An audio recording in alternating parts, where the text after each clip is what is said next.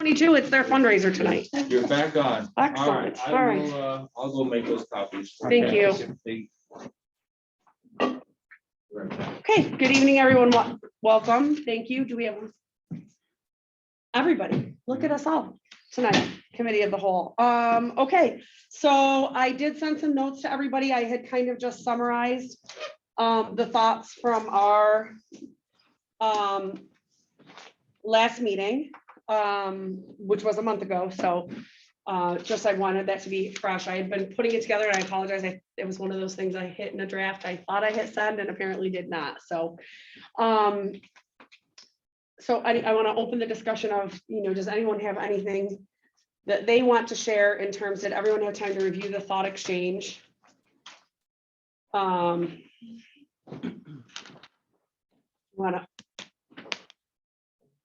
happy to I have share. some comments. Go ahead, Paul. Okay. And I sent an email out today to everybody. It's a little late, but I have a question. First of all, the latest Ross report, which I received on Sunday from Peter, is that available earlier? Or did I just miss it, or is that the first? No, I think that was the first we saw. It was over the Okay. weekend, Are we right? talking about this? Did I print it out or there was another Yeah. thing? Yeah, that Oh, was his okay. slideshow from the meeting. Okay, So it was the slide deck from the meeting and the items from the thought exchange. Yes. Yeah, it's There this was one, nothing right? else. I Yeah. didn't- Yes, mine is in black and white. No, can I tell, I usually am two-sided and I, And two-sided, I don't like the it. document I printed before was one-sided, so now I have a thick. So Yes. anyhow, there were a lot of things in there that, like charts that showed like preferences for different things like, moving the 6th grade and whatnot. And I wasn't quite sure where that data come from. There was a header that said, results of administrative interviews and other meetings and stuff like that. But so that was one thing, but yeah, those kinds of charts, which I don't know. I went through the results of the thought exchange, which were obviously there was 6 or 7 different thought exchanges, yeah. right? And to me, it was kind of a wash. There weren't any consistent themes.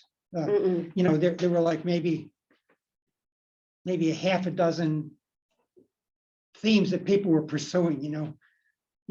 It's got to be a K-6 school, or it's got to be this or something like that.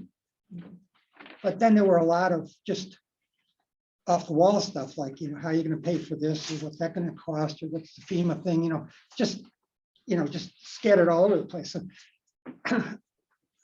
I didn't think that was as productive to me in terms of gathering what was going on with our community as the question and answer sessions where people actually made specific comments on things, because those tended to fall into just a few areas and they tended to be very, very specific. And some people had put some thoughts into, or some effort into their, they were asking questions like, the relationship between redistricting in terms of moving people around and changing our academic program. Right. And I thought those were pretty good, although it wasn't a theme, but there were and then there was a scattering of people talking about the other things. And I don't know, the things that surprised me and which I put in this email to everybody was, I was a little surprised by the suggestion of keeping the Ridge Mills catchment area intact and then doing, moving the students to a different building. And I was wondering, gee, that's kind of radical. Where did that come from? And what, what's the dialogue? Why? Well, not only that, but if you know, because I was going to ask, does that mean their lines are staying the same? Like that he's not changing any of their lines, That's right? what Which was said- never the Rich- goal from when we started talking about this Which 2 was- years yes. ago, right? So, but then when you look at the class sizes, I mean, there's some other schools that have like 28 in a class, but yet Ridge is steady at the lower levels, lower numbers. So it's like, well, why would you do that when obviously you still have to move some around because there's still people with 26, 27, 28 in their classroom. I don't know. I didn't understand that about. I think Yeah, so. and even just Ridge, staying with basically the same. idea of catchment areas, okay, now, what, I mean, we have six to seven catchment areas, depending on how we deal with Staley, since they've been redistributed. I don't know, they're still considered a catchment area because the kids still live in the same places, they just. have been Well, we assigned to went from different schools. 6 when we were K4 to 7 when we went to K6. And now we're back to 6, K6 in the same K4 catchments. So it's, I think people historically wouldn't, if they didn't, there were a lot of people who questioned me after who said, I didn't realize Staley was a 5-6 because their kids are little. So it wouldn't have been relevant to them at that point. And I was like, okay, so when they were at K6, the buildings you see in the catchment areas you see now are what existed, but they were K4s. So we didn't really change those lines, right? That's how we were able to not fix, but temporarily find a solution for Staley is we still knew what those lines were prior to Yeah. 2017. So that kind of surprised me, and it especially surprised me that they would say that keep the Ridge Mills catchment area stable and then do these other things, because of all the catchment areas, the Ridge Mills area is the one that's, I would say, is most controversial because it borders on so many other schools, as yes. everybody knows. Yes. There's areas of that that are a mile from Stokes, Yes. or 2 miles from Joy, or whatnot. Exactly. So what would make that a A sort of a decision. sacred, or that's a bad word, what a stable, sort of a base for talking about catchment area. So and I didn't know any of the background, so I didn't know how to perceive that, other than obviously it generated a lot of comments. I talked to a few people and they said, well, how are you going to move them? Where are you going to put them? So that was kind of a confusing set of conditions for me. The other thing, which personally I think is confusing, is there's an awful lot of people that feel like the K5, K6 community school configuration is the most efficient in terms of, some of their other concerns like class size, when indeed it really isn't. I mean, one of the things for banding is that you can get, or for any configuration that gives you a lot of a single grade in a school buildings, it gives you the flexibility to take those students and spread them out over X number of classes. So you're much less, you're able to cope with more kids. And that's what I think Ross mentioned to us early on, is that we can actually find space in schools, Right. because we're utilizing space that we couldn't utilize under a different configuration. And we have that, and you can see it in our schools where we have these drastic differences in class sizes.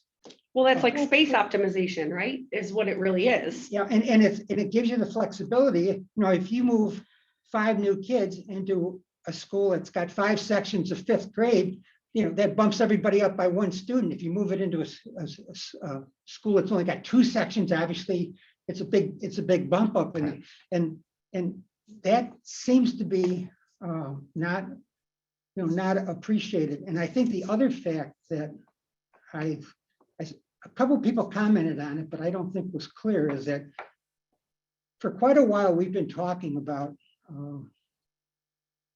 the K3 type of education. We did it relative to literacy, going back years. We said, students should be reading on grade level by grade 3, things like that.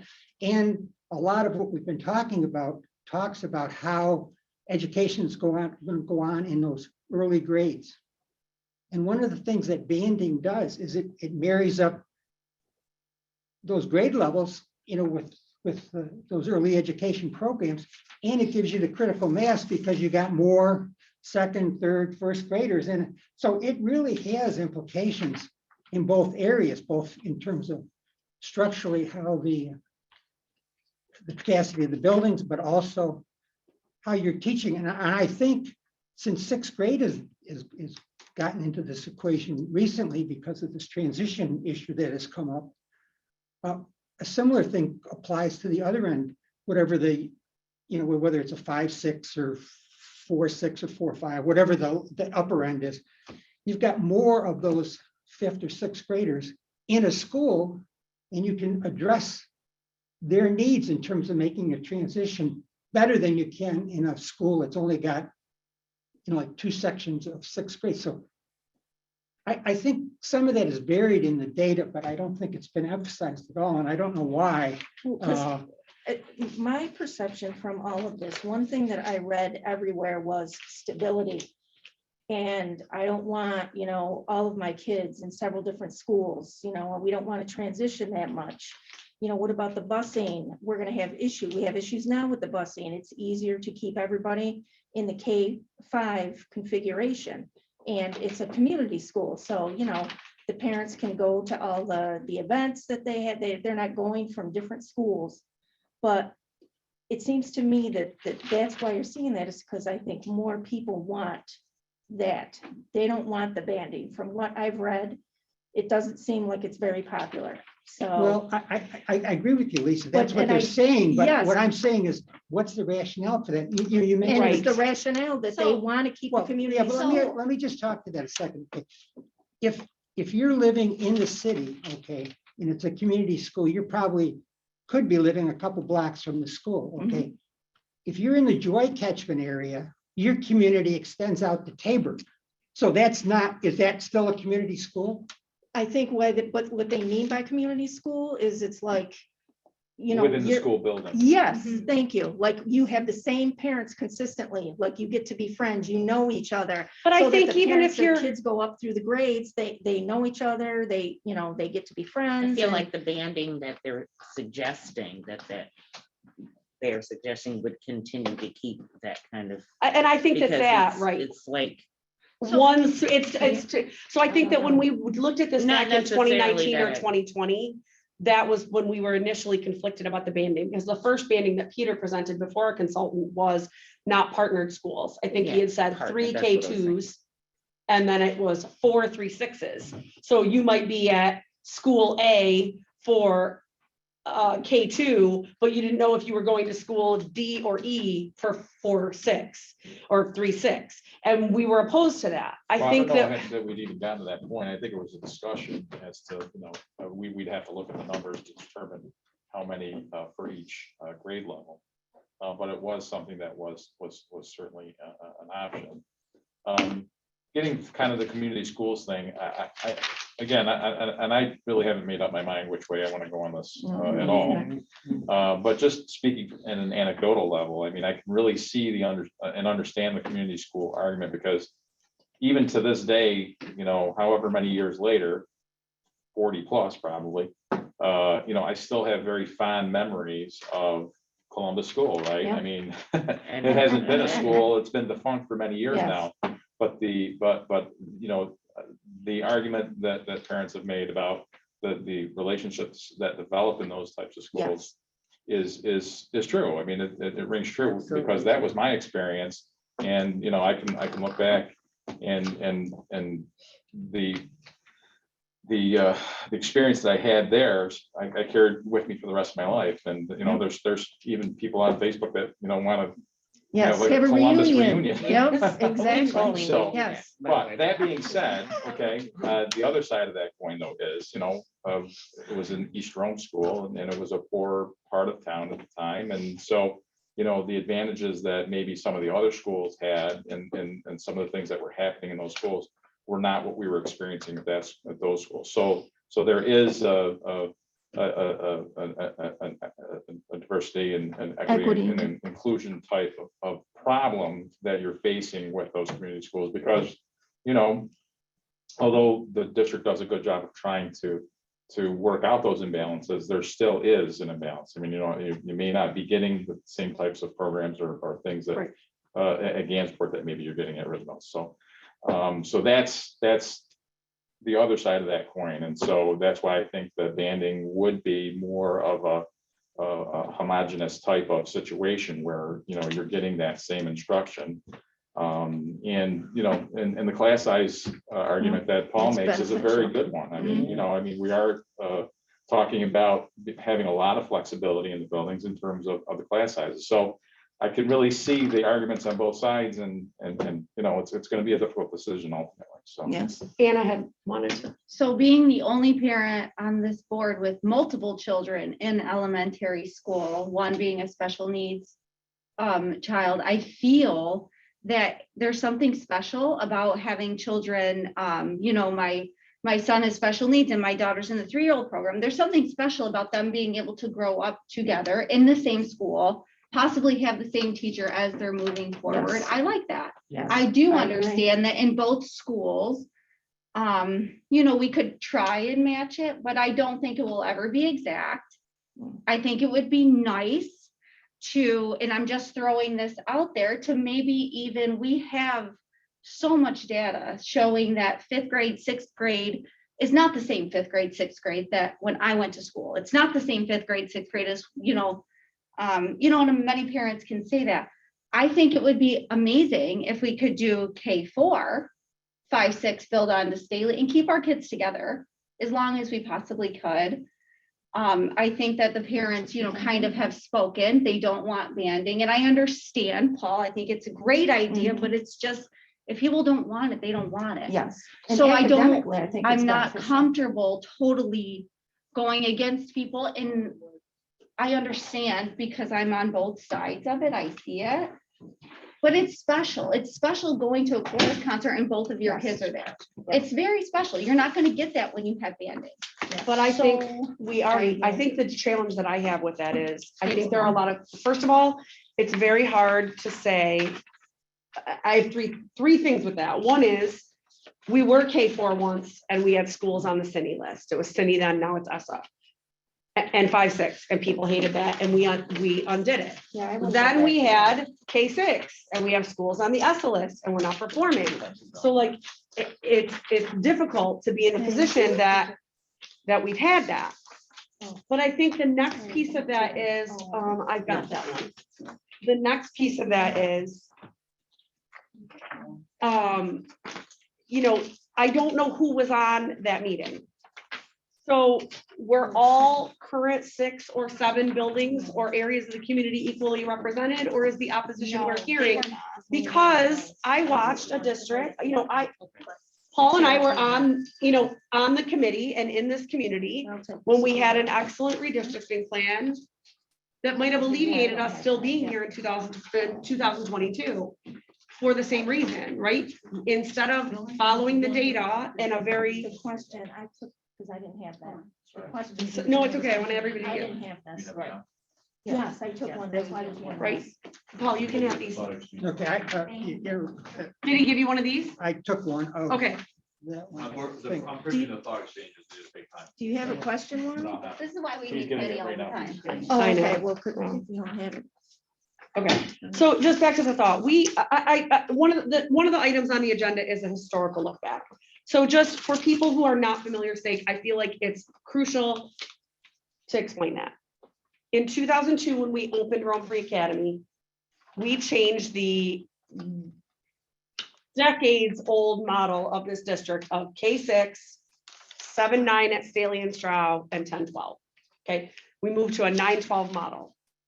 Between 2002 and 2005, we had a couple of permutations of all the 7, 8 together to do some, there was some work done, I think, at Staley and at Stroud, so they kind of flipped where they were Stroudly. And they were 7, 8, because moving those 9th freed it up, and they did some building work. And then when that building work was done, they tried, I think for 1 year, I believe, I'm trying to find hard evidence, but that they did 6, 7, 8 for 1 year. Okay, and in 2000, yeah, 1 year, Yeah. 1 year. And then in 2004, 2005, which is the year that I started being active in the district, we were in a fiscal crisis. And that is when the district had changed, right? We were not military. We were still dealing with the after effects, the immediate after effects of Griffith's departing, population changes, and changes to the type of work people did and the earnings and the demographics of the community. So that's when, as Paul brings up a lot, our community became a lot more transient. So the arguments when they closed Lake Delta, that was the pre-K, and we sold that property, Staley became a 5-6, and the rest of the elementaries became a K4. And the rationale for that was now any student from, first of all, it consolidated, right? As Paul had just mentioned previously, you had less total sections of 5-6. So you were able to capitalize on those resources and properly distribute the students demographically, educationally, all of those things in a building. So less overall sections than you would need if they were spread out. And no matter where a child moved in the Rome City School District, they stayed together from grades 5 through 12. And let's face it, transience matters. Okay, that's one of the notes I had here, because whether I move 4 times and your child never moves, your child is still impacted because the teacher is handling the transition of the transient child coming in. So it does change the balance. Or as Paul said, if it's 2 or 3 kids coming in at a time, a new business comes in and a bunch of, we have an influx of students. It changes the balance, right? It changes the building dynamic. So we were that from 2005 until 2017. When the board at that time said, I don't think that's going to work. Now, also in that time from 2006 until 2017, 2018, 2017, which year did we reopen Stroud? 18. We were doing renovations at every building. Starting in 06, we renovated Stokes all the way through to Stroud. The only building, RFA was brand new, it's 20 years old this year, and Staley had no plan. So that is the only building that has not been updated, modernized, or given any additional space. So in the middle of all that, some of these kids were getting picked up and moved in and out of Fort Stanwix while their own building was being renovated. In the midst of that, the board in around 2007, 2008, again, the whole country was in an economic crisis in 08 and 09, right? Once again, because we had no money, once again, because we felt fiscal pressure, we said we need to consolidate. But just like we are now, because that's the other note that I have of huge misconception, hearing the word hasty, that we are making a hasty decision couldn't be further from the truth, because Joe's been on the board 5 years. This is my 3rd year. Karen's been on and off. Paul's been here over 20 years. We've been talking about this, the current issue, since at least 2019. And we keep putting a pin in it. Okay, so this is not hasty. We've been talking about this. We had a plan. The plan got undone in 2009. From 2009 on, we have tried various tweaks to catchment areas, tweaks to how we deliver, went from K4 to K6. And right now, the other misconception that I want to dispel is that we are doing what we're doing right now because of money. This is the first time in all of the changes that I've just described since 2002 that we do not have the Albany gun to our head that we're out of money and you better find a way to save. We are actually making the decisions on this committee and on this board right now because our instructional outcomes are not where they need to be. So a long summation to Paul's point is, I was very conflicted reading the thought exchanges and the responses from the educators, because on one hand, they are saying, we want equity, we want smaller class sizes, we want more horizontal experiences, as Joe just described, everyone getting to their culmination of coming together, whether that's 6th grade, 7th grade, 9th grade, whatever, being equally prepared and having everybody having a science fair and everybody having parent engagement and all of those things. Yet conversely, they're saying, but don't touch my school and don't do anything to my kids and leave things the same. And I feel like it's 2009 deja vu, because we can't affect change without doing hard things. So we're not being hasty. We're not putting thought into this. We're not doing this because we want to save money. We're doing this because we want Rome to be a competitive district where every student has an amazing opportunity.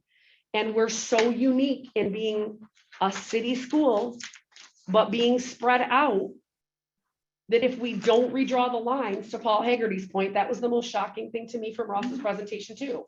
You missed the point of the assignment. It was create more equitable catchment areas. So if somebody has a suggestion of how, going back to 5-6, that's great, Anna, but we've been there, done that, and people hated that too. Yeah, but if So, we have the money, then why can't we build on and then do it? Like, we don't have to do 5-6 in their own little building. We can build it on a hallway, integrate them in with specials. 5-6 they're big enough to be in their own area. And but then you don't undo the disparities between Ridge Mills is a good school and the other school is not. And that's why we started this conversation. And I didn't even get into the piece of this that is in the notes under facilities. We obviously cannot reuse Staley. None of us saw that coming, right? And we did know it needed work. As I said, we never renovated it. And there are issues at Ridge Mills that would prevent us from doing anything. And we heard from Peter, there are issues. Gansevoort is landlocked, and the only way we could go on that is up. And even if you go up and add more kids or more space, there's not enough parking over there. And they have the same issue that almost every school has now with traffic issues. So there's so much to look at. It's why the list that we started with the other day went from a page and a half to 3 pages, because there's so much for us to consider. So I think everyone's making valid points, but I felt it was really important to say, we're making really informed decisions and we're digging really deep. But the hour before we had our last facilities meeting and the presentation from Ross, most of us sat here in an ed programs meeting. And we got a packet of data that showed the building by building disparity. And I can't say, okay, personally, to any plan that doesn't do something to fix that. So those are my contributions and my notes and my month long of. Well, and I mean, thinking. honestly, Tanya, whose job, how do we make the public understand how bad other schools need this? I wish I knew that. I wish I knew that. And that's why, to me, the few people that I've had conversations with who came to me with oppositions, after I talked to them, were like, you explained that so well. I had no idea that was your goal. I don't know. We can't reach 6,000 families individually. I don't know how to do that. Well, and having 280 people definitely won't. Right, 280 people out of, approximately 4,000 to 5,000 parents is, families is not. But I mean, again, I don't want it to seem like the banding solution is a foregone conclusion, because I mean, that's kind of where it's trending, I suppose. But I just want to make sure that we don't kind of make the same mistakes that we had during this 5-6 configuration that we had. That at that point in time, my kids were in that 5-6 configuration, and I had 2 drastically different students. My son is a different learner than my daughter, as they both went through that 5-6, and they both had miserable experiences. Part of it had to do with the population, and I think that's another thing that I think people are a little concerned about. And you hear this familiar refrain, and I know that we're trying to make everything equal. But you have some of the people that I've been talking to as well. I would have never moved into this neighborhood and paid these kind of taxes if I couldn't go to this particular school, right? That being said, I just want to make sure that we kind of go through and understand some of the mistakes that were made in that 5-6 model and try to avoid them moving forward. I mean, I can't identify each and every one at this point. So I don't know that I was really prepared to make that presentation this evening, but there were problems, and to say that there weren't any problems, I think would be a mistake. And so we have to acknowledge that moving forward. As far as the another thing that I had an issue with is, again, I mean, I'm still having a lot of problems believing that the conclusions reached as to the population relatively staying the same over the next few years is something that I just simply can't agree. I with. agree. I have to agree with I that. mean, I agree especially too. when you start talking about, I mean, I'm very excited about this new housing project that they're talking about off the Turn Road, and it's basically looking at being the size of maybe another Brookside. And that's all the more reason, Yeah, right? right. If So- you want people to buy those houses, the schools have to be awesome. But, but then again, talking about an imbalance in terms of where the kids are, right? Because I think that those houses are going to be designed or marketed towards families, right? So they're going to be bringing their kids up. So we're going to have a huge increase there, I would think, just given the number of homes that they're talking about constructing there. So I just don't, I have trouble squaring up what his Right. conclusions here versus what I'm seeing in the paper in terms of, what's happening at Woodhaven, what's happening off the Turn Road, what's happening off Merrick Road. Just so many things that are coming. And, with my wife being in the business, the real estate market, how it's just exploding and people are really coming back and because of in part COVID, because it showed that you can work remotely without having to live in an expensive area, right? So people, maybe are coming back and coming to an area that's a little less expensive and taking advantage of that while being able to work remotely. So I'd really like to, and I know he tried to kind of pass it off as, oh no, that's kind of what our study showed. I really have trouble squaring that. I feel like we should be inviting our economic development professionals. I think that the city and Mohawk Valley Edge have some very strong professionals, and I think Well, they but would didn't want to they be part of the talk- they talked to conversation them. too. That was part of the, didn't they talk to people? I don't know, but I think feel they like just they talked did. Well, city listen, planning, But the problem is you can talk all you want to the city, but if there's big projects coming, they're not really going to release any details about that until they're Well, actually. Well, but the ready. thing is what So- about the ones on the base? Okay, we just had those and they're the doing first a number seven, the two. first seven will be open for sale this spring. Yeah, so it seems like we did not have an increase in the population because of the one that's already open. You know what I'm saying? Like, it seems to be all. Oh, you're either talking they're about the young- apartments. I'm talking about the Yes. single family houses. No, by no, myself. I'm talking Right. about the apartments. No, and I The would agree, apartments I would agree if that's all that we were building was, apartment units, or lofts or whatever. Okay. I would tend to be more likely to agree with his conclusions that it's not gonna have an impact, but that's not what we're talking about. We're talking about, the construction of Houses. of homes. Single yeah, family homes, right? that are specifically targeted towards families, right?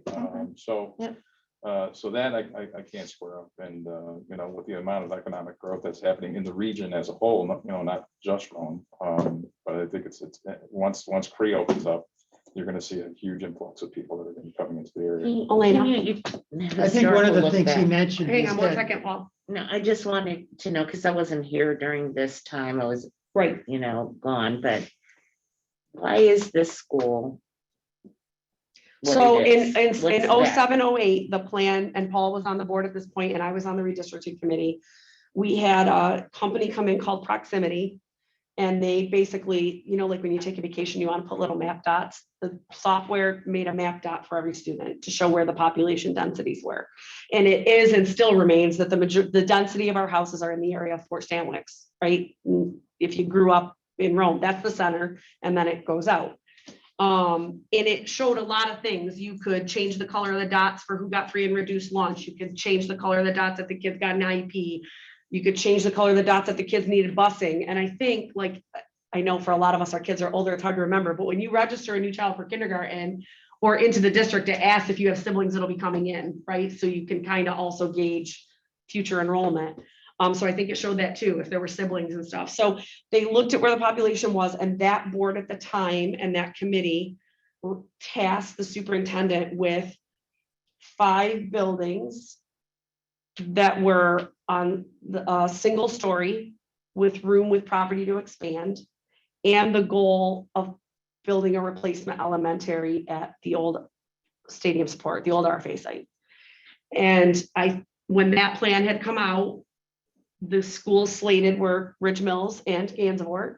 After months, probably a year of study, it wasn't made, there were different buildings with different closure, different, and Karen, you were you still in the district, or at that point, you were on the committee, I believe. I was, but I wasn't on board. But you were on the redistricting committee. So, we all sat through these. It wasn't a quick decision. It was over a year of talks. And it was, what if we close this building? What if we close? It wasn't quick, but it was Gansevoort because it was 3 stories, landlocked, and the oldest, built in the 1920s, and Ridge for many of the same reasons now, smallest, getting encroached on by businesses. The highway was dangerous. And as Paul has mentioned, some where their lines are, they could really easily get absorbed by Joy, by Denty, by, where their proximity was. And then the plan was to keep, which they did in a roundabout way, keep Fort Stanwix as a swing space. And that hopefully they would approve building a school at the old RFA, and then you would phase Fort out and just flip the Fort Stanwix population into that building. So at that time, same thing. New board members came on, the plan changed, and they closed, instead of closing Fort and Gans, they closed, or I'm sorry, instead of closing Gans and Ridge, they closed Fort and Clough. And to that end, Joe, I'm going to tell you, I bought my house so that my kids would go to Fort Stanwix, and my kids got bounced all over the place, and I've lost count of how many transitions, even though we lived in the same house for 16 years and all my kids were in high school. Well, but same thing, I bought for Ridge and my kids went through that Fort Stanwix transition as well. So I also live in Ridge. So, I'm sorry, Oh, so go ahead. Paul, back to your, No, I just wanted to say that the different closings that Tanya's talked about, we're motivated by different things over time. For a while there, we were really losing population and we're trying to recover from the loss of the Air Force Base. So we were trying to readjust the district to match the student load. And it was difficult because so many of our schools were built because of the base. I mean, the reason that Bellamy is there, it was built because it's right adjacent to where the base housing area is. I'm sure that was the reason it was put there. probably this one Yeah, too. that was this one was another example, probably Ridge to a certain degree. And of course, when the base closed, all of a sudden we had these schools and they were actually in the wrong place for us, because what we really wanted was a community school like DeWitt Clinton in South Rome, which was almost the ideal. That was actually before my time that they made that decision. But I remember DeWitt Clinton from how much of a neighborhood school it was and how ingrained it was in there. And I talked to board members when I was first on that said that was the toughest decision they made, and they still weren't sure that was the best decision they ever made, was to close. And that was, I think, primarily because, again, they looked at an old school versus a newer school, and they said, well, Bellamy is new, so. But that took a school out of South Rome. It took which was a legitimate community school that had grown up like a lot of the ones that Joe went to in neighborhoods like East Rome and that serviced them. So it's these decisions have been tough, and some of the schools just they close for different reasons: location, size, and age. Well, I think what would help both us and the community, I think, is to maybe just really hit on a more firm plan that has a little bit more detail. Oh, thank you. Oh, wait, sorry. Okay. Is there You know, more I than one? think that was good.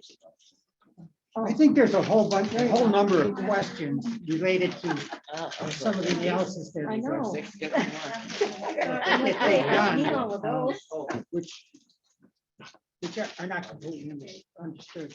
I think there were a lot of questions about how they came up with the populations in the catchment areas. For instance, now Ross early on said that they did that based on post office addresses, and they basically included within the catchment area students that actually lived there or had addresses that were in that area. So they weren't counting kids that were on, that had been switched in there because like maybe they're special needs Special kids in use. there, or something like that, Yeah, or they were or- a sibling of.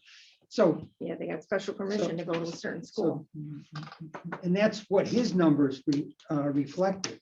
But as we all know, there's, the realities of who's in those schools right now, or who's in those catchment areas has changed a great deal, for some of it's special permission, some of it's other. I mean, we were doing this for a while in order to accommodate influxes and shifts. I mean, the Rome student body might not change in terms of totals, but there's a lot of people that move year over year. So you can overload a catchment area pretty easy and create an issue with a given school. So one of the ways around that was to do some redistricting where families were offered the opportunity to go to a particular school because there was space there, and they were guaranteed if they took that opportunity, that they could stay there while their kids matriculated through that. In that case, it was K-4 school, so you're probably looking at maybe a commitment of a year or two. But that's one type of special permission, and that got us out of the area where we would have had overcrowded schools here and adjacent schools that didn't, and we had this, class size issue in terms of balancing that. So My kids were part of that. And right or wrong, I think that, 2019, one of the reasons why we did revisit the redistricting issue was because of the special use and Yep. because of a huge amount of complaints that we were Yes. receiving from the community about, well, I know for a fact that this person doesn't Yes. live in our catchment area, but for some reason their kids are there. Yes. And, it was something that was very frustrating, but, But that's why we also implemented the new policy as far as the addresses. Didn't Yeah, but do- we haven't do we- undone, when we implemented that new policy, we We also didn't- said, we're not gonna uproot kids because it's COVID. And we Yes. know we're gonna redistrict, so we're not gonna Yes. uproot them now once. Yes, so And again, when we make a haven't. plan. And we were also not going to hire private investigators to confirm the information. It was, it was, basically the honor policy that what the information that you're giving us. Yes, was I know, in but it's a fact correct. lot harder to give 3 proofs of an address when you actually don't live there. I To just get feel your like, Name on it. I Yeah, mean, and when you move though, you guys, how long does it take to get 3 proofs of address? Before you can get your child a bus? It takes a month to get an IMO bill. It takes a month to get, another 2 more bills. I mean, like, so then Okay. what do you do for your kid? Say that that's a ridiculous thing But to that, want. yeah, see, that was the that's argument in ridiculous. favor of the. but, of and the banding. other, right, the other piece in favor of that is we want to stop that perception that that's a good school and that's not. We want people to want to be confident buying a house anywhere in Rome. We want people to be confident of their child going to a school anywhere in Rome. I was not sold on banding in the beginning either. But number one, banding is no more transitions than we had when we had a 5-6. And I feel terrible that Joe's kids didn't have a good experience, but I put 3 kids through. Yeah. And you can ask any one of my children and they will tell you if they could go back to any point in their education, it would be Staley. So I know when it rolled out, it didn't happen well because we did it under the gun, but my kids had outstanding experiences there. So, part of that, I think, is some of the other things we're doing in committee of expectations and monitoring behaviors and social workers and restorative programs. There's so many other things we're doing in the district that I hope will help. But I can't help but think if we could build, I've told people in my mind, when we started talking about banding and partnered schools, I thought if you could have Rome City School District North and Rome City School District East and Rome City School District West, and those schools were married to each other, and maybe, the trick or treat street was at the K2 school and fun day was at the 3-6 or 3-5 school, and they did things together. And then you would also have the collective families moving all the way through, because I'm going to tell you the same with the have and have not schools. Some schools have very high parent engagement and some schools have no parents for the same reasons. When you have disparity in a school, you have parents working 2 jobs. You have parents who didn't have a good school experience themselves, so they don't want to go help at school. There's so many reasons to try to create schools that are more equitable, and all 6 of these thought exchanges, that word comes up. yeah, if not more equitable, more diverse, a diverse school has got a little bit of that mix of students in it. And it's different than if you're really biased one way or the other. Yeah. Right, John. I was just gonna say, I mean, when they were first presented, I loved banding, but I'm not so sure, and I haven't made a decision. But a couple questions on banding that I need to answer is, one, when you do like a K2 and then a 3-5, the upper grades have like the musicals and the bands and all that. The younger kids are able to see that and they get enriched by doing that. Well, how's that going to be addressed? Well, I mean, we used to bus the small kids to Staley to watch concerts. Don't know how practical that'll be, but then the second question, which is even more important, is when you change that, in essence, and I'm talking about the teacher's contract now, they're all new schools. So then the picking starts from the top all the way down. So all your potentially good teachers, I mean, they're all good teachers, but there's some that will congregate to one school versus another. But that happens now. We But- hired, when we. but not as much. When we thought Staley, when we had the transition and we thought Staley was reopening last fall, I think Staley was slated to have 30-something new staff before the building flooded, 30. No other building was seeing that influx. Teachers were transferring out. But you're gonna have all new teachers, I mean, you could potentially have all new teachers at each school with this. I feel like when we went back to when we went back to K6, it stayed pretty equitable. You had to say, I would be interested to ask the RTA about that, but we watched it happen when they dispersed Staley. Because there was a mix of, and Peter's not in the room to answer that, but there was a mix of teachers who really wanted to stay in their, I mean, it happened when we made Staley a 5-6. Did those teachers wanna, I'm gonna use him because he's retired as an example. Did a George DeFabio who taught 6th grade his entire career want to keep teaching 6th grade? Or did he want to retire out of Stokes? And I don't remember what he decided, but that was a very clear conversation at that point, right? Right, but there were other teachers when we went to from Staley being a 5-6, there were some teachers who said, you know what, I want to stay with Staley. I love it. If I had the option to go bid down into another grade, I will. And there were some who were like, you know what, I loved it as a 5-6. I don't want to do this anymore. I think you're gonna have a mix. But there's the other thing as far as, I'm sure, like a lot of teachers in certain buildings, they all know each other, they all get along very well. So when we do all this, I think they're gonna want to go where their current coworkers are going. So they're gonna want to stay all in the same school I with, think you know. Here's my I don't question. think that's an option that, a consideration been really explored enough.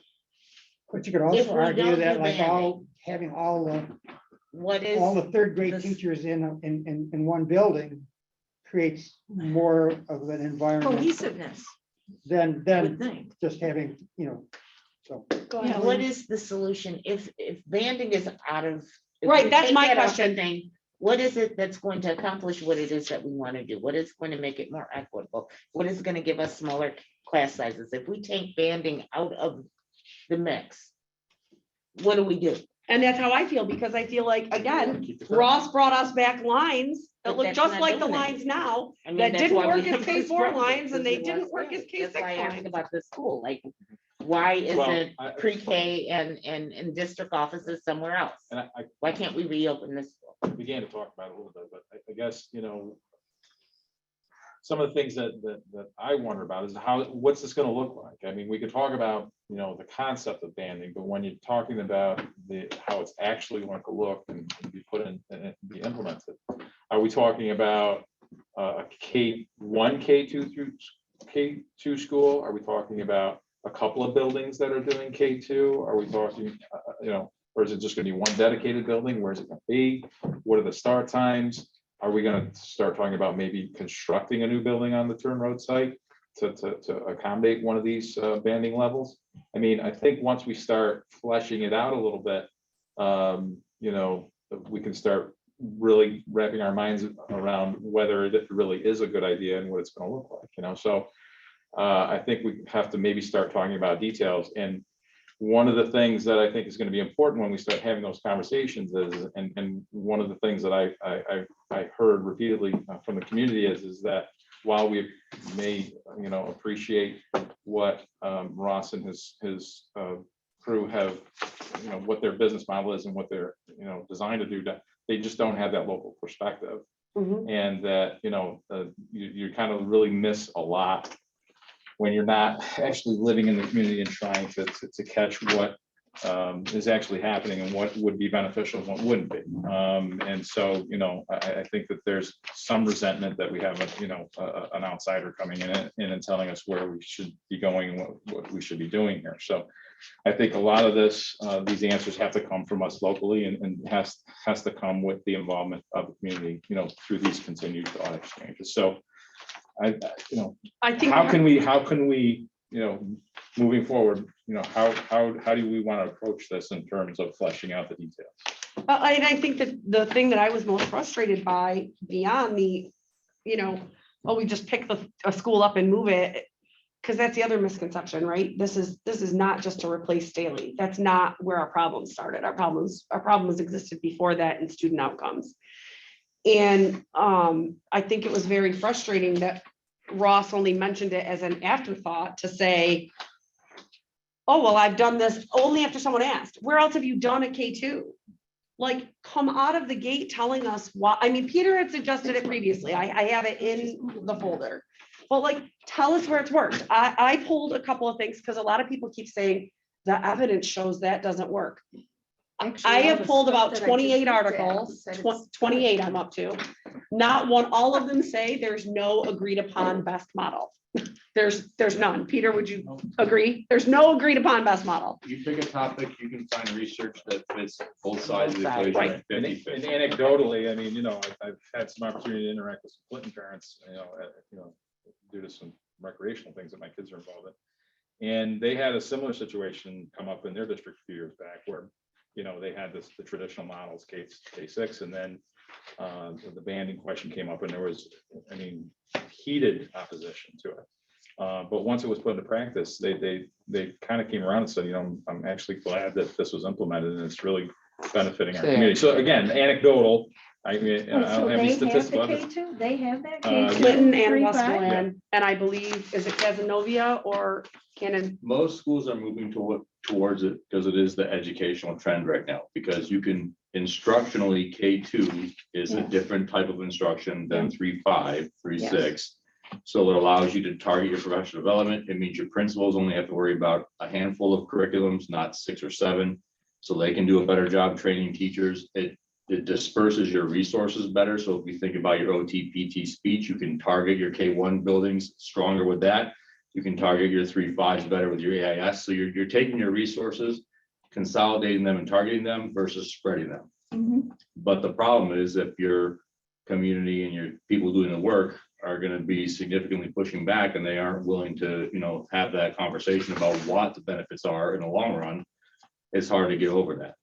And then we just don't move the needle instructionally. And I think that's the heartbreak, is we want, I wouldn't say that because I think no matter which model you pick, you still have to rely on your teachers in the schools to do the work. So it's the same people doing the work, whether it's K2 or 3-5. It's just a matter of what opportunities you have at your disposal within the two models of what you can do more with less is probably the right way to put it. but I think if you don't redistribute the student population and You have to make do every that no building matter more what. equitable. And I think No, that like, so you were out of the room when we said, That's gotta happen. when no matter Ross what. said, we're not gonna really change the lines, we were like, but that's what we asked you to do to begin with. Like, that's where the conversation started. You can't do that right now until you have a model set for the long term. Once you figure out what you want for the long term, then you can look at how you address it for the short term. You don't want to redraw the lines for the fall, only to have to redraw the lines again in 3 years when you finish all your building projects to implement the long term. You want to redraw your lines once. So But Peter, if So it's you know have what you- model you're gonna go with. You has there- don't want to do that. Has there been any thought logistically as to how this is going to work if we were to go to a banding model? In terms of. In terms of how. where the buildings would be? Yeah, where he's the- presented where all the- that. He's Yeah. got them. That changes though, if the building you choose to renovate is of the Turn Road site versus this school. Because the way he has it set up, you would ban Bellamy and Clough because they're in the same neighborhood here. You'd ban Joy and Stokes and you'd ban Denty and Gansevoort. But what if the conversation, because I think part of the conversation, again, when you're out of the room is the reason the two buildings, the reason Bridge was looked at previously, out of room, right? And now we've come up with another issue that we know what we're limited on construction there. And then you brought up some construction limitations at GANs. So I guess my other question would be, at what point when our next, where do the architects stand on Gansevoort as well? Because you had talked about the only way to go was up, but then there's other, no parking, no, you add anything more to that, you run into a whole new series of problems. So would there ever be a scenario that we brought this building back online and started to construct another building with the idea of maybe phasing out GANs? I just don't know, because I don't know. That's if a we- whole different conversation. They haven't had the conversation about phasing out GANs because it serves so much of the community to within walking distance, which is why they want to look at the Turn Road site, because this building, no matter how you slice it and dice it, there's no students that can really walk here. The current development across the street has 0 K6 kids living in it right now. And anybody on the other side of Floyd Avenue crossing Floyd Avenue would make that a thoroughfare. They'd have to get bused because they won't be able to walk over what would be deemed a highway. So you're still busing everybody to this building versus Turner Road. They'd be able to walk. He figures about 80% of the student population will be able to walk to that building, which you got transportation costs that are involved in that. So there are known limitations to Ridge Mills. The property can't sustain more weight, and I don't think that's a new thing. I think it's something that was only discovered by this group of people in the room because we started talking about it. But apparently, from what I understand, that's been known for over a decade, that they can't do major renovations there.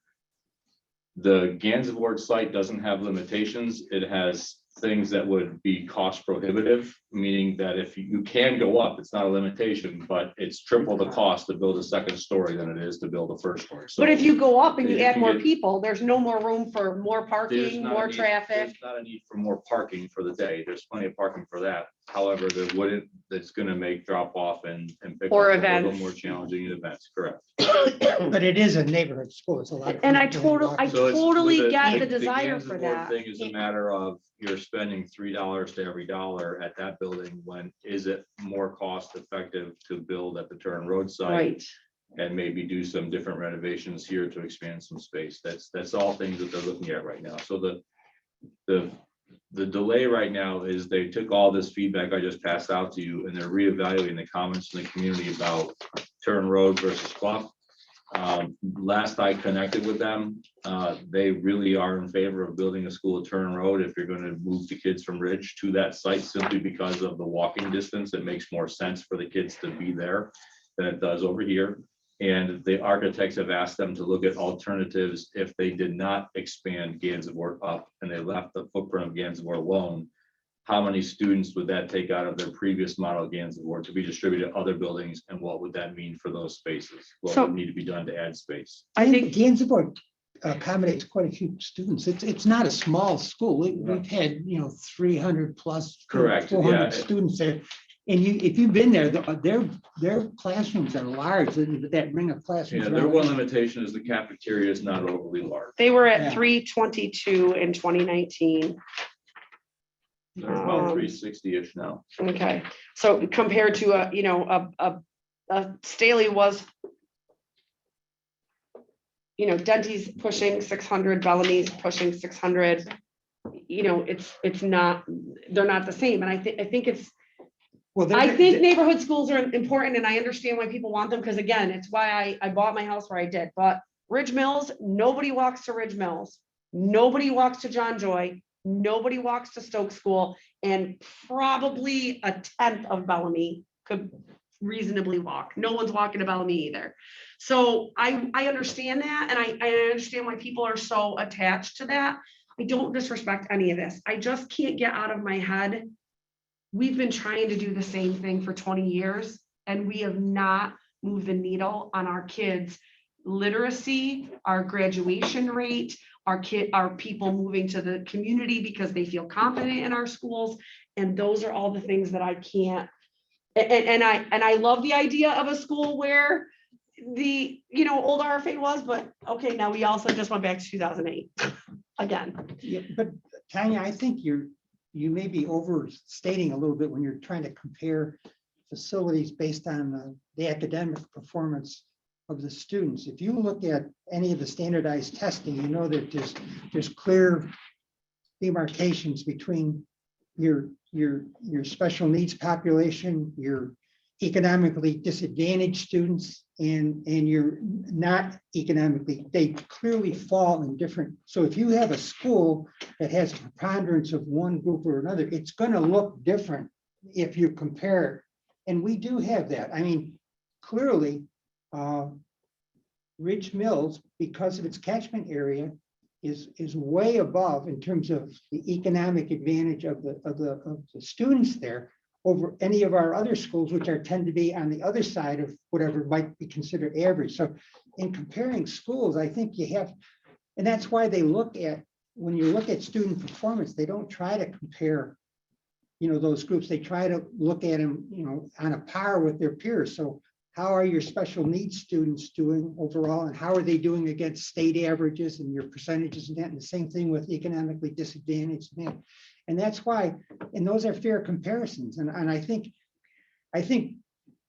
oftentimes we get compared, for instance, with New Hartford, which is an unfair comparison because the New Hartford school it's like a Ridge Mills, you know, in terms of economic. So Yeah, you're exactly. comparing apples and oranges if you're going to look at I some. mean, that's nationally ranked. Unless you just take those two cohorts, you know, and I think I hear it all the time, and you know, people from the base prefer to go to New Hartford because their schools are better. Yeah, they're maybe better if you're looking for a school that's you know has a lot of high performing students that are in that upper wealth category and that housing market. But that's not Rome. Rome is very diverse, and you know that's what we've been talking about, right? Diversity and inclusion and equity. Now, equity is talked about a lot here, but I don't think the diversity and inclusion are necessarily as well understood in terms of what I've read and what I've heard from the various people that are making comments in these areas. But I think the challenge to that, so again, Karen and I and Anna, we're in the ed programs and we're looking at this data. Okay, if I am a third grade teacher at Ridge Mills, okay, and I only have 4 out of 22 in my room that need tier 2 interventions, my day looks completely different than an educator at Bellamy who has 16 out of 22 who need tier 2. Probably 20 out of 22. Okay, so you're not, that's not equitable because no matter what, it's not 2 equally outstanding educators with a completely different day. So how are you going to get all of those kids? Whereas instead, if across the district, and I can say, having my kids who went to Fort Stanwix and to Denty that were exceptional models of more low, middle, high, right? Better mixed, more diverse buildings. I'd rather be in the classroom where instead of 4 and 20, it was 10. Right? So I think that's what we need to be looking at. How do we redistribute the instructional need so that no matter how good a teacher is, no one teacher or classroom is overburdened if it doesn't have to be, because we all as a community benefit from our student success. Those are the people those are the students who are going to graduate here and go to college or take up a trade or open a business and hopefully stay here and make us grow. And those are also ways that people will look at the buildings and be like, oh, it doesn't matter where I buy my house in Rome. I'm going to go see Joe Malachi's wife and I'm going to buy a house and I'm not going to have to ask the question. I'm just going to know, just like people here in New Hartford, they're going to hear Rome and it's going to be excellent. Yeah, but you can't do that, what you've stated, unless if we had one gigantic elementary school, then we could do that with the classes. But if you're going to deal with 6 or 8 individual schools with their population of students, you're not going to be able to. If you banded, you'd go down to three catchment areas instead of 6 or 7. It would help, but you still have the equivalent of 3 different catchment areas. You know, this composite is still going to, you're still going to have an area of the district that may be more wealthy in an area that's more poor or more transient or whatever. And those are 2 different. Would we though? Because again, that's why I kind of asked about the logistics of it all. So are we talking about just the 2 schools or 2 buildings that deal with K2, 2 buildings that deal with 3-5? If we can break it down to that, like an east side and west, or this half of the city and this half of the city, and then this half is going to go in here. And the other There's 3 proposed, I think. Yeah, it was Stokes Joy, something Bellamy, a potentially Clough Bellamy, and a Gans Denty. See, I mean, to Paul's point, we're shrinking the problem, but it's still there. It's still going to be a disparity. I don't think so. I think you pick up as many homes in the Denty goes all the way up to West Thomas Street near Lee. Denty was Thomas definitely Street, a not. It was definitely a mix. The only way you completely balance that is Paul's point is 1 building for. Right. all Okay, but students. no one wants But to 2,800 your- kids in to one your building. point, No, that's not. And we don't have The Where are we putting that? the less buildings you deal with in a particular grade level, you reduce the disparity. Right. The spectrum is shrunk. And then you also have a different ability to spread your resources around depending on, and you got, like I said, the specialization stuff. I mean, you've got theories out there that kids really should not be getting into AIS stuff until they get to grade 2, 3, because there's so much going on at K1 that until you get them kind of really knowing what, getting a better understanding what they can learn, get them some early intervention things, we would love to give every kindergarten the district speech services because it's important. We would love to give every kid in kindergarten PT services, learning about handwriting and doing some of those things. So you can do early intervention services that are non-AIS function, but because we're so short-staffed on stuff, we're spread across the district, you can't really target that because you've got kids in all spectrum. So it's not an easy conversation by any stretch of the imagination. Sorry. No, you're fine. We're crunching, sorry. It's a lot. So to your point, there's no perfect solution because we have been moving kids since 2002. I get that. And I hated it and my kids were part of it. But that's why I'm so adamant that we find a better way that finds something more equitable and produces more opportunities for every child. And so it might not be the most popular choice, but to me, it's the one that is the most instructionally sound. And I know that that's not palatable to everybody. And I respect why, because trust me, to Joe's point, I have 3 students who are 3 very different learners, one with a learning disability, one who struggled social emotionally, and now an honor student. So I have had the gamut and they all came out different from the number of transitions, right? So there's all that is different too. Will kids who have a lot of love and support do better with transitions, or do kids with love and support have more parent engagement? Yes. Can we possibly help other kids benefit from that? I hope so. Like, I don't know.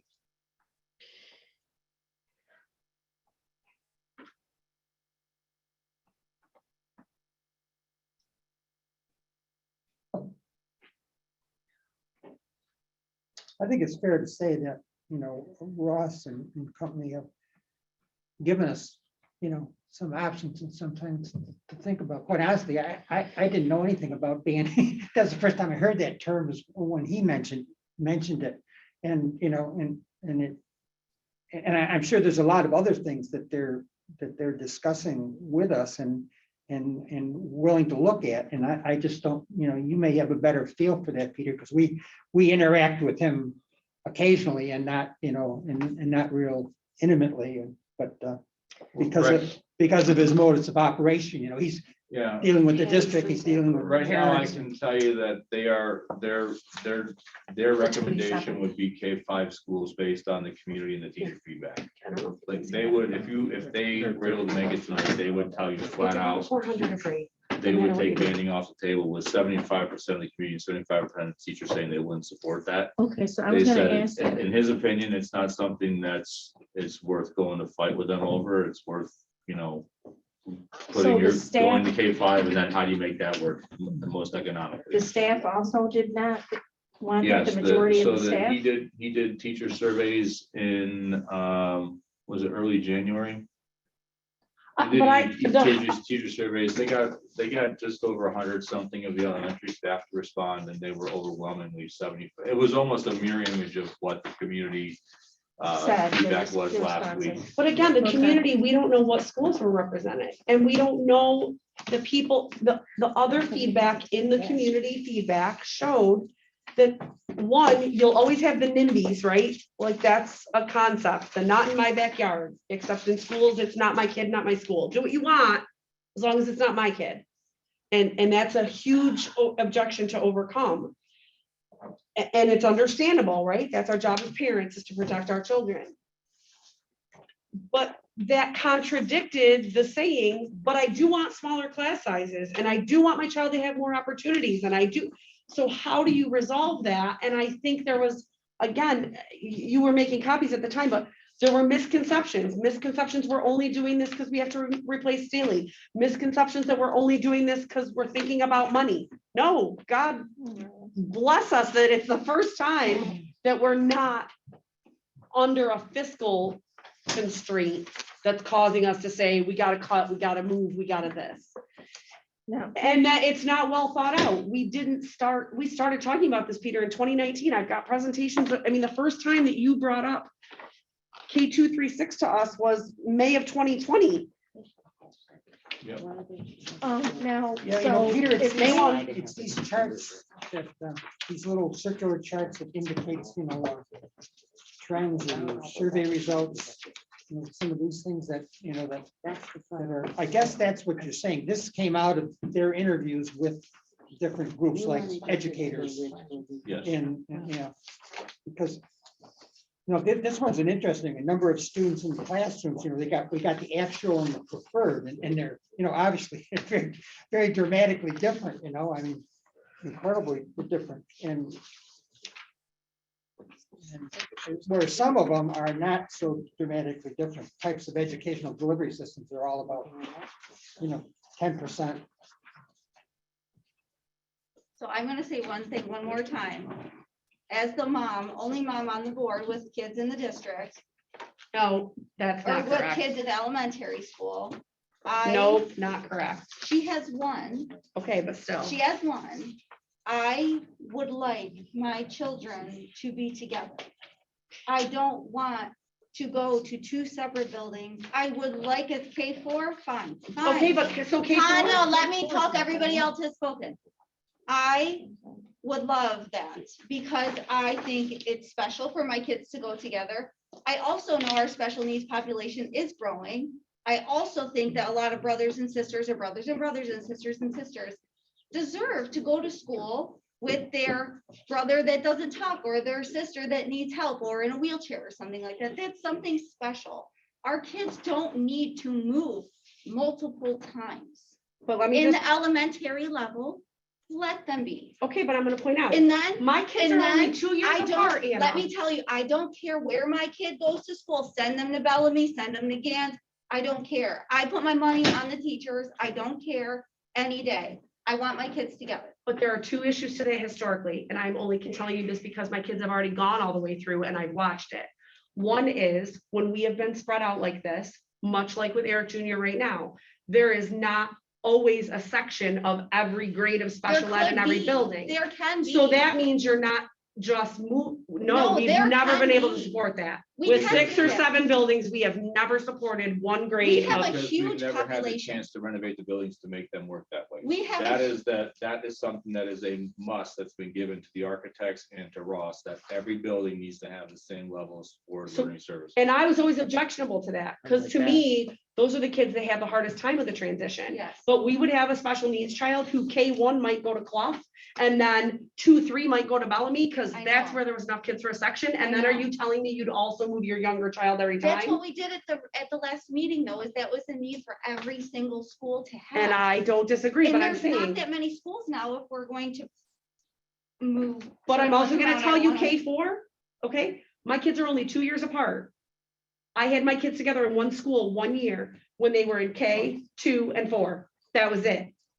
I And I'm had sorry kids for in. that, but we have a chance to Well, make you're it. suggesting 5, 6, and what I'm telling you is, if you went I back just to think it would that, be great, but. you could that's have, true. you could have a 3rd grader and a 5th grader, and Levi would be in high school. Or you could have a 4th grader and a 6th grader, and then when your 6th grader got done, they'd go, so it does happen regardless. And I agree with that point, and I understand why parents want that point, but I'm telling you, my kids are close in age, and my kids didn't get to stay together. And I'm sorry, So- but now we have a chance and we can. But in your model, And it you wouldn't guys, necessarily. special ed is growing. We have to pay attention to the numbers and we have to be able to accommodate every single kid. And I feel like there's a lot more than people want to realize, and we need to do it in every building. We need to be consistent. So we're talking about consistency, special ed, we need to visit it. We need to make sure it's there. So we've had a lot of talk on the band, so let's have a discussion on the K5, right? So, I mean, you're talking about renovating each and every building to accommodate for additional space, is that what we're talking about? That needs to happen no matter which model you select. Yeah. Okay, The renovation process that becomes different than it is class sizes that are classrooms that are necessary. So by law, kindergarten classrooms, if you're gonna renovate, have to be larger than other rooms. They should have a bathroom. They don't have to have a bathroom. Our district generally tries to put a bathroom in every kindergarten classroom. So If you're gonna go that route, like whatever buildings you choose the 3 buildings you choose to host your kindergarten classrooms are gonna probably have more substantial internal renovations than they would if they were K-5. The piece about the special education classrooms, they also must be larger by law for any of your classes, for any of your buildings, so you have to take a look at that. If you're gonna do banding with self-contained classrooms to make sure every building has self-contained classrooms in them, you're probably looking at making sure you have 2 in every building. If you're gonna go K-5, you're probably looking at making sure every building has 3, at least 3 self-contained special education classrooms. That's because by law, you can group the kids. So you don't have to have a grade 1, a grade 2 to grade 3. So you can group the grade K1 kids together in a self-contained classroom. You can group the grade 2, 3 to grade 4, 5. So you would need at least 3 in each building for self-contained. That would probably be more self-contained classrooms than we actually have currently in the building, because that would get us 18 total self-contained classrooms. Then you have to factor in your resource classrooms and things like that. It's really, you're gonna have to do construction either way. What it hinges on, the construction piece of this project hinges on GANs of work, whether or not you go up or not, and what that looks like. I can tell you right now, if you're gonna band, you probably have to go up against work. You're not gonna have a choice with that, because of when you're trying to balance, if you're gonna ban Denty and Gansevoort work, you're gonna have to balance those populations somehow, because the square footages are gonna have to line up somewhat so that those 2 populations don't fluctuate. If you go K-5, that's not as much of an issue against work, because you can then spread some of that population across to Denty, and if you build at Turner Road, that allows some of that population overflow in that area to go to Turner Road, because that's also very close proximity. So we're still talking about building up at GANs, even if we build a new building at Turner? No, Or not? If No. you band, I If you think you ban. have to go up. If you Yes. ban. if you If ban, you don't band, I don't think I think that takes Gansevoort work out of the question for that. It simply means you might add a couple more classrooms at Denty than you wanted, or you add more classrooms at the Turner Road site to pick up some of that overflow against work that you may have had. Or you can add more room to Bellamy and have more kids that are, on the fringes of that, the Floyd Avenue corridor, Black River Boulevard corridor, head over towards Bellamy by bus. But then wouldn't you have to do more here because it's Bellamy and Clough, right? As banding, not Yeah. if you're K-5. If you're Okay. K-5, this building would remain as is. So Okay. how do you overcome the disparity question if we stay K-5? How, because you're saying you can't redraw the lines till after, Well, that was but my I feel like, question. how do you? Are we? I mean, I don't know, I still feel like you need to draw the lines first, but, so basically what you're saying is we have to pick a model. And then once we pick how we're gonna go, then they're gonna draw the lines? Is that You how can we're do doing one it? of 2 things. First, you have to pick a model, because that greatly determines Yes. your lines. You then can say, here's where our lines are going to be. This pocket of kids is going to that school. That school needs X amount of additional square footage to match the programming that we need. So you can do the lines, then your construction. Yep. The other flip side you can do is say, here's what we're gonna do to all the buildings. This is how many capacity it can hold. And then you can draw your lines from there. You may want to go, you get your capacity first and then backfill it that way. Only because you're gonna wanna make sure you have more than enough space. Mhm. And then how, Either way, you've got to test out your theories, right? So if you do your square footage first and then draw your lines Yeah, and see what you can capture, you're gonna have to test that theory out to make sure that that building is got enough kids in it versus building 1 has Yes. extra capacity versus building 2. You're gonna want to balance it. So either Yes. way, you're gonna keep redrawing your lines until you balance your buildings the way that you want to. It's just a matter of making sure that you have that equitable distribution. okay. how, I guess the challenging part of either of these is we can't wait 3 to 4 years. We've already put a pin in this since 2019. We've already, and in the midst of that, lost daily. We know we're having issues in certain buildings right now. And that's going to carry all the way through to graduation rates 6, 8, 10 years from now. So I don't know that educationally or social emotionally on our children or mentally on our staff, we can afford to say, hey guys, I hope you can all hang tight until we can build some extra classrooms.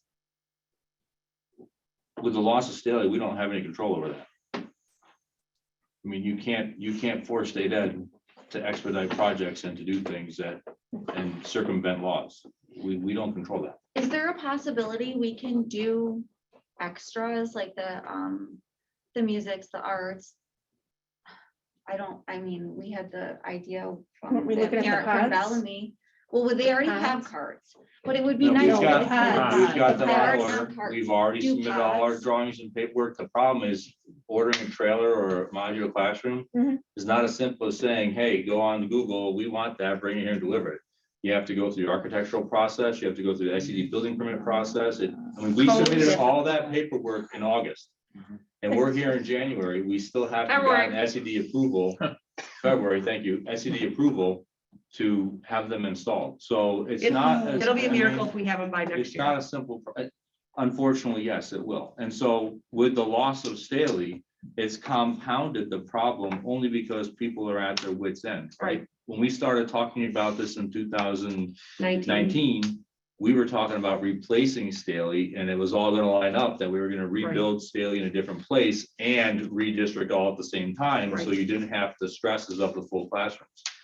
You can, and we talked about this, I think, you can relieve some pressure in the buildings by better balancing them. But if you look on the numbers on paper, there's not much wiggle room to better balance the buildings, especially in keeping families together, because the margins of class sizes are razor thin right now across the district. I mean, you've got some that are high, 26, 27, a couple of 28, and you got a few that are at 18, 19. And 17. But in order to move some of those kids in a bigger class and a grade level and to try and balance that out, it could negatively affect other grade levels and put them over 30. You just don't know that because you're talking about moving a household or two here and there. So that can be done. It's not going to solve the problem to get people to class sizes that are 21, 22 anytime So soon. what if, and this is a brief conversation that we had, and I know that this is harder right now, right? But again, one, from talking about stuff like this for 18 years, and two, from seeing every permutation from leasing space to modulars being talked about. And again, Paul and I will say our modular conversations came back from the Stroud renovation days. We've also shrunk, not only did we lose Staley, we lost Fort Stanwix as our swing space and Rome Catholic as a possible space to lease. What if, okay, if no matter what model, if we are still undecided on banding, but we are decided on 6, okay, a 6th grade relocation, would there reasonably be a place to relocate our 6th graders? For the fall? Because that's what you're, That's possible. I mean, Camden may have a couple of empty buildings that we could lease, but now you're incurring the transportation expenses to get them there. It's not generally an aidable expense. I'm just telling you where the closest vacancy. and there's no place, I mean, I hate a lot of shifts, but if they could come here, would you reasonably have a place? That the 6th grade could come here? And you had a place for pre-K indoor. I know at one point you talked about space, possibly a stadium support for your administrative stuff. There's no space to see sports administration. Is there an empty building No. in Rome that we could use for the I mean, district offices? Am I the only one who's thinking So- this? Am I the So only your one who's answer- thinking? Your answer is the district offices could move. It's gonna come at a pretty good expense, which I don't think would make the community happy, but there's certainly spaces that we could lease for the district offices. You could probably get this side of the building functioning, and our estimate is you can get about 12 to 14 classrooms out of this side of the building, plus you've got 8 or 9 down there. So theoretically, you can get about, I'd say comfortably 18 classrooms. I think we have about 19 sixth grade sections. If you count them up on the paper, I don't quote me on that, but I think it's about that. If you've got the section thing, if you just count the sixth grade. But you're still talking about the building does not really have an adequate cafeteria for students that size, does not have an adequate gymnasium for kids that size. It's temporary for a few years. I'm not saying it can't work, I don't I- want. but you're just- gonna I lose don't your wanna make no pre-K. sense out You're of not gonna have a place for your pre-K. No. Yeah, but every Yeah, year yeah, it's, that can't be if an you're option. talking about that anyway, if you're talking about a sixth grade annex. Okay, and that your sixth graders would reasonably be shifting anyway, it would only be 1 year for each group. Okay, it's not ideal, but does anyone else in the room or anyone else who has opinions have a suggestion of how we alleviate the crisis we are in now? Because we don't have 3 to 4 years to wait. We, as you said, we thought in 2019 that we were gonna try to do this as strategically and least disruptively as possible. We thought that in 2021 when we started. Okay, We we're did. not We didn't there. expect Staley to go away. We We expected did to not have time expect Staley to rebuild go it and away. Do it all together. And now that we are half of the year in, we are seeing the fallout of what burden that has placed on our students, our staff, and our families. It's problems in the traffic circles, it's transportation, it's finding a place to park in an event, it's instructional, it's behaviors, it's staff morale, it's a million things that I don't think we can survive. And maybe I'm wrong. I mean, if there are teachers who want to tell me differently, but that's not the overwhelming sense I'm getting that we can. We also have that grant from Dana, we can't move, that we have to fill for pre-K for next year. I thought that we were doing over there. Plus those 50-something families for special ed that we have no spot for. I know. I mean, those kids are gonna be going into the kindergarten with no, But I Maybe thought the school last experience. conversation was, I thought when we had the budget talk, that our last conversation was, if we don't have room for more pre-K this year, that was a 3-year-old program, but she still needed more for that grant. We needed like 100 more kids so that we could get that grant. So using this building, if anything, it should be for pre-K. I think. I mean, I didn't hear I thought I heard the opposite. I thought you said we wouldn't use the 100 spots if we didn't have a place for them that, We can't. Stop one. If the sixth grade thing is something that you wanted to explore and going to 6K5 buildings next year, you could theoretically and possibly look for lease space of some kind for those students to go to. I'm saying can only because I only know that they've closed schools recently. I don't know that that's even a possibility. They may have closed and sold them, so they might not own them. And there might be other districts locally that have space for lease. I just don't know of any. I don't think we I would don't want to think go that anybody far. wants to go No, out of the no, community. No. no. Nobody- Not one person. Nope. That would be a bigger nightmare. than what Yes, we're yes, going through yes. right I now. wonder if there's any big God. buildings that, like, Well, I'm thinking of the Rome like Sentinel that's what building, you for thought. instance. So there are buildings, but the problem is they still have to meet SED Yeah, educational. Getting code them, yeah, compliance. getting them. There is no way you're gonna get a building that is not built as a school to become code compliant for a school with. Have we signed the Fort And no, Stanley, the Fort Stanley's still around. Like, Like, that would be perfect for pre-K. Board upstairs, pre-K. Yeah, that school is a no-go. The deaf school does not have instructional spaces. They have dorms. Okay. So when we Sure, leased, take when we up a when we lot of leased the deaf school the last time we leased the deaf school was for the tutorial center. The only reason why that worked was because it was for one-on-one instruction, Our and we did that in the dorms, which was a stretch because technically it did not meet code for SED instruction, but we were lucky to get around that because of it was tutoring, not instruction. I was just gonna ask that. What happened to St. Peter's? And I believe I just gave Joe the right answer. About Rome Catholic, I'm pretty sure is They're full We've with already 10 talked to them pre-K about plus other things. their Yeah. own K6, right? Yes. Because it's K6 here and then those kids go to Notre Dame. But what about St. Peter's? I don't believe they have anything happening there right now, but they've got 4 classrooms or 5 classrooms. And they never get back to us. I know And there's. why don't they talk to us? Why? They, I don't know why That's they. all- do. that's That's like all when they that- have is 4 or 5 classrooms. Yeah. I mean, again, and I Last know time I was parents there, don't. That's what they had. It's a pretty small building. It is. It's I got mean, a if we don't gigantic gym. do- No, Yeah, I you know, can I've fit been it there, right but I into thought the there was more tutorial center, classrooms never in there, changed it. yeah. It's actually in pretty good condition because you know, we were there for a long time and I was surprised. I was in there for. Well, the so building long. has got, the gym and the cafeteria are in the library there are fantastic, but the classrooms are very minimal. In numbers, yeah. There's Yeah, gotta be, give us more- there's something. gotta be My- more my- than 4 my classrooms. I oldest mean, son on went the there. second floor K- alone, it was a K through 6 because I school. went there when it was. a Yeah, it was a tutorial K through center. 6, there has to be. Last time we visited when they were pre-K and we were looking for, what were we there visiting for? That's when they had their K4 or their K6 there. They only had, there was 2 classrooms on the first floor and I think there was 3 on the second floor. So what about district office there They also have. or district office at the deaf They school? have classrooms in the basement as well. I thought I there was mean, more I don't Yeah. like the finger in the dam Just- approach. Just because they have classrooms doesn't make it SED code compliant for what we need it to be. That was the barrier.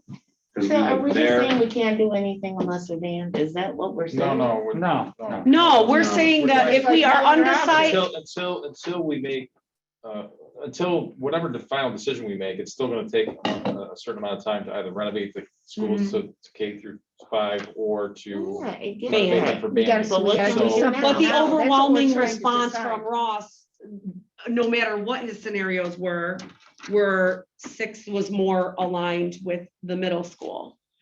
So if 6, it would be the least disruption if we could find a swing space for 6th graders until we decide what we want for K5 and But it doesn't seem like we can find a swing space. I don't know, I would say if you could do here and you could use either the deaf school or St. Peter's for board offices, I mean, But we need how many Yeah. classrooms for If 6th you bring grade? this school 19? online for 6th grade, you have no pre-K program. Yeah, It's not because we fair. need 19 no, classes. and I'm not, I would Yeah. never suggest that. That, I'm like, just breaks my trying heart to because find out, these kids need, listen, pre-K we used to don't be even the have daycare here. They need to go to a preschool. Maybe I missed it. Where is Ross saying the 6 through 8 should be? Which building? The He annex wants on an Just annex. Strauss. That's We Strauss. would build an extension on the Strauss. Which is for not just 6th grade. anytime soon. Yes, right, and that's what I'm saying. Yeah. I'm saying we still we wanna make a well thought out decision about whatever we do that meets all of our wish list, right? That's why we put a pin in this during COVID. We said we cannot make a good decision that is right for kids while there's so much other upheaval. And then we lost Staley. And now we are between a rock and a hard place again. We are exactly where we did not want to be. So we have 2 immediate needs. One is to make a well thought out long range plan, and 2 is we've got to give some relief to these buildings and they can't wait 3 to 4 years. Am I wrong?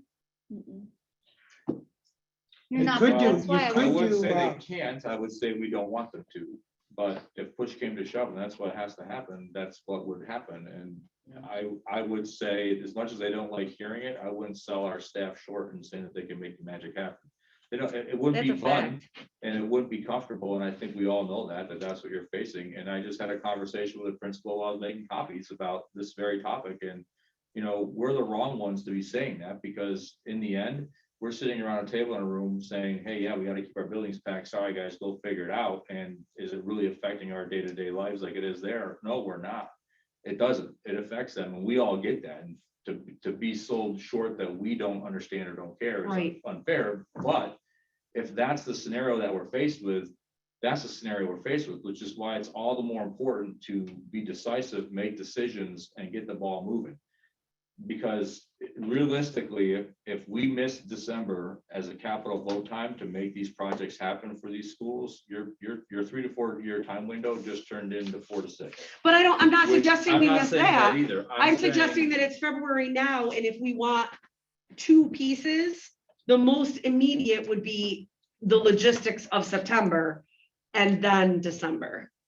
So I'm with you, Peter. We're on the same, I'm not implying, No, I not didn't December. say that at all. What I'm saying is that in order to have a December capital vote, you need to be able to give the community and the board notice in September of what that financially might look like. In order to make that happen, we need to find between now, February and July, we need to nail FEMA down to the board to say, here's how much money we are giving you, which based on my phone call yesterday is going to be a little bit more of a challenge than I want it to be, but we don't have we need to push. So we need to get Ross to wrap up his stuff and get a recommendation, which unfortunately, and people don't like this, but at some point in time, the discussions have to stop. And Yeah, a we need to recommendation has to decide. be provided and a decision has to be made, because the longer we wait on a decision, even if you waited until April or May of this year on a decision, you're not gonna have enough time to do anything for September, right? So for September, I meant, right? So, and I might have said September. So even if you even if all you did for September was redraw the lines to balance the buildings a little bit better for September, a little bit of easement, you need to know that in March so that we can get that process happening. Without a doubt. I think the difficulty is, and Paul really pointed it out. When he talked about the possibility of K5, but the lines staying the way they are, that totally misses the point of why we started the conversation 3 years ago. And we can't do that. Well, the lines can't stay the way that they are. That's not a question. But that was the confusion in his presentation. Yeah, because it specifically says that, keep Ridge Yeah. Mills. you Right, and know. that's not, I mean, and As that's is. not It's not even an option. an option. Like Ridge Mills is not, it's not anything about the community. We have logistical problems with that site. And we have outcome issues with our kids. And I want to make sound decisions, but I also don't want to say, maybe odds be in your favor for the next 3 to 4 years. To our families and our. So how do we want So say we looked at, since coming up with buildings is tough, supposing we looked at a K6 configuration for the next year or two with banding. That's gonna give us some additional capacity in terms of, it's not gonna solve all the problems, but it might alleviate some of what. K6 banded would reduce class sizes for next year. How does Or that you work? could go with- Does that- or So you if could we go went with- with banding, we'd be able to go into a phase 1 this fall. The less schools you have that cover a certain grade span, the more you're spreading your kids out across, you're chopping so right now we got 6 attendance zones. Yes, oh no. I 6 get attendance that. zones make it tough to balance Yes. with the building sizes. Yes. If you go down to 3 attendance zones, you're now spreading your kids out amongst less buildings, so you have less kids in each grade level. Yes, within I those understand, buildings. but you're saying, okay, how do you band a K6? I thought if the banding was the You would K2 have to and do then a- 3-5. You would have to do, with our building sizes, you'd probably have to do a K2 school compared to a 3-6 school. So he means banding, he means K2. So you would connect, so Okay, so- here's okay, 2, that's I'm just what gonna was pick 2 confusing, is schools because by it says the example, by K5, size, K6. Lisa. You take Gansevoort, you take Denty, right? One of those schools is pretty small compared to the other one. Yes, So your smaller school would be your K2, your bigger school would be Yes. your 3-6. so you're not keeping a K6 then. See, No. that's where the But it- confusion lies, because you Yeah, said I- keep yeah, I it meant to- K6. yeah. That's where I was That's what I- confused. Not pick I up, was like- not pick up 6, not extract 6, I think is where he was going. But again, if that's I if follow you. what Paul is suggesting is a solution for the fall, Yes, I would recommend that if that's the solution for the fall, that's the solution for the long term. Yeah. yeah. So Yeah. because you- if because that's a lot of if movement. banding is your choice, then I would investigate what does banding look like for the fall, and does that solve, or I shouldn't say solve, improve the immediate problem for the fall if those schools stay that way, and then down the road, you move the 6th grade out, and then you got your K2, 3-5 buildings. I don't Okay, I agree see with what you're that. saying. All right. You can put it on the table. I mean, nobody's got a solution. There's No no solution is magic gonna make everyone solution for happy. September. Yes. No solution, That's too period. many transitions for children. It's too many. It's too If it- many. If it We is did it before. helpful, and it's not something that's gonna be solved anytime soon, but I can make some phone calls around to see if there is something that could be used as a 6th grade space I don't think there's anything in town, but I can see how close outside of town we can find something that might be available. Would I anyone know people from, don't want to go out of the community, but if it's gonna make a huge difference in the fall. As How long as does it long as take you to don't get- suggest the prison. How long does it take? been there, done That's that. why I said that. How long does it take to get SCD approval for a building like? that? For a swing space, to lease space? Yeah. Leasing space could take a couple of months. Leasing space is not really that big of a challenge. The bigger challenge is making sure, and especially if it's an old school, by and large, it's already meeting all of the codes that you need necessary to be able to do that. Okay, and just back to the point of, if, I don't want it to, but if something were to happen again with the Fort Stanwix, is retaining that as a swing? Could we retain it to I use don't it see why temporarily not. again? I I mean, think that's the it's- question. If you really want, we You're giving me any can speak information. to the attorneys about the legality of holding our. Or just talking to him about leasing the space. I was just For gonna like say a year that, or yes, 2 years or whatever. yes, However long. put that in the Because of contract. unusual circumstances. Right. I would be Yeah, comfortable with but that. He may I not be just- ready to I- like- proceed with his project right away. anyway. Peter, like, I just showed her, and this is how old my notes are. Still. This, I just pulled a piece of paper out from February 5th of 2020, okay, from a meeting we had, and I'll it get the says, night crew over there moving stuff down. if now. Staley goes offline, 25 rooms are needed. That's February 5th of We 2020. crammed them all. And we did it the minute 25, and you had said Hang 22, on, you Ted, thought, that's right? it. But it's Looking at- 25. Looking at that. So it's been here almost 2 hours. I think we've had. Did you make us somewhat dinner, Joe? Productive, no, I couldn't. I don't even have an appetite, Joe. So let's I'm gonna get us to McDonald's. I love let's that. figure this out, because I mean, you know, I That like was to be my decisive about things, obviously. It's I don't know, what do. But how do we, Moving forward, but I also appreciate that there's probably a lot of people watching that are probably screaming at the computer right Yes. now. How many people are watching? Out Well, of curiosity. Whether Peter, they're, how many are on? You want to know, because it's good to your point. Yeah. 50. Oh, I think I'm That's supposed a to lot of pass these so down. that's a lot No, of. sorry, so Peter. I There's don't, one for each I'm sure question. that they have a They're all lot to yours. say, and There's I one for know, each question. Peter, you want to kind of get Oh, moving six on this, but I think it questions. would be Yes. only fair to them to maybe have one more forum where they can actually attend in person. Can we maybe do our next, Tanya? Can we maybe do our next ad hoc at a bigger location, say the Shaw Auditorium or I'm something down, like that? whatever where we Peter can invite wants. people And, to and I come. thought we were gonna hear from Ross tonight. I told you last week. No, you said- Yeah, we were. We couldn't. Oh, that's right. I'm Yeah. sorry, Peter. We've had so many meetings. I can't, it's all running together. So I want, it's important for us to. Sorry. I know we did the thought exchange, but it's a little impersonal, and so I'd like maybe to have, one meeting where we are having, as one person described it to me, an old fashioned town hall type discussion on this. I agree. Yeah, that's fine. before we Just jump so to- folks know that haven't been involved the whole way, we did that the first time around. People complained that we didn't have a virtual meeting, so we did the virtual the second time around. Well, you know what? Well, we've had, So- we've had several virtual. We're doing I think we're gonna go on tour. all the bases here. We're gonna do the RCSD tour. We're doing our best. And with that in mind, though, I do think that maybe we should probably set a deadline for ourselves as to when. I think we have to make a decision. Is it reasonable to say we make a decision by March 15th? That gives us 6 weeks. Can we do that? I'm fine with that. How do you feel about that? Is that a Peter? good date, Peter? or Is that Does that give us too some- far away? March or is- 15th is that a our break? next Yeah. Does it facilities. need to be sooner? We have Yes, a that's facilities meeting on March 15th. I think the plan, if We you have go one on back to the February beginning, the 15th. plan was to And get a March final 15th. report in March, right? I Okay. thought that's when the I think project so, was supposed to yeah. end anyway, so.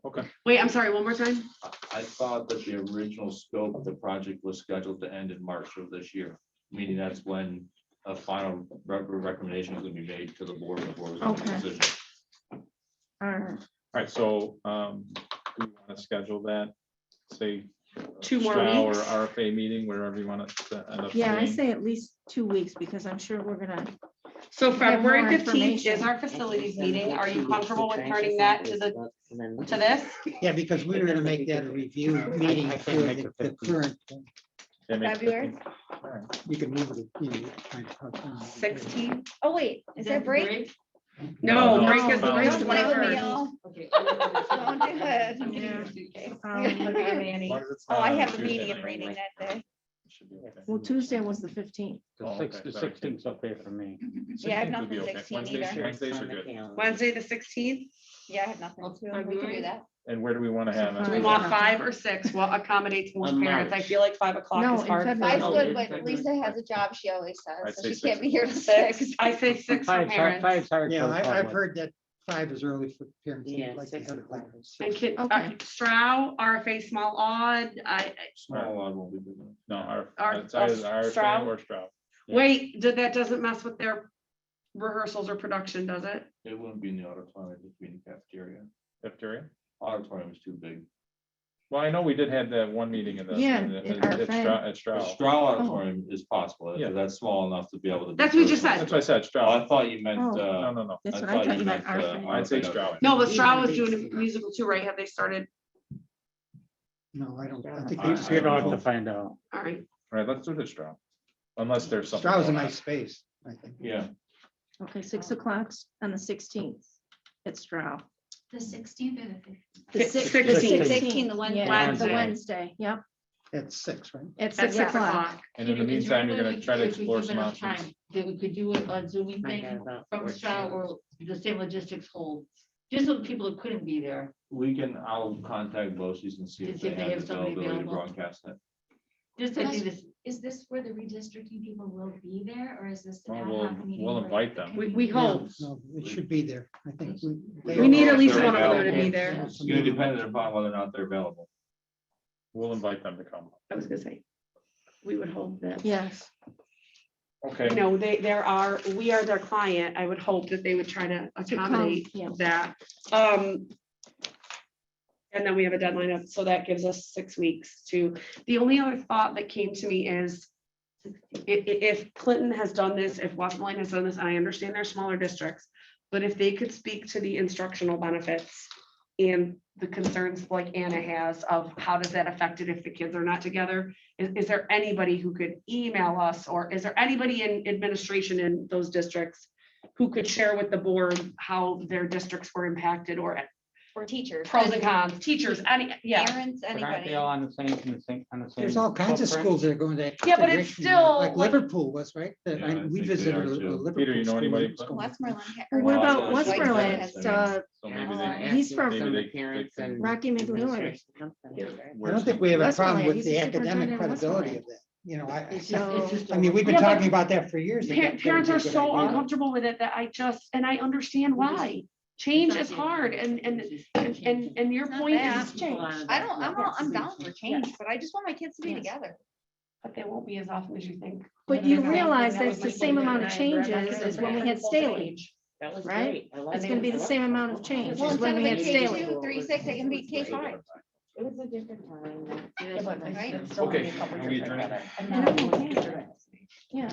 They're not together as long as you Right. they are. And it's a lot of And it's still change. 4 positions. We're done. I'll I'd get say you so. some I think so. End meeting. Thank you, everybody.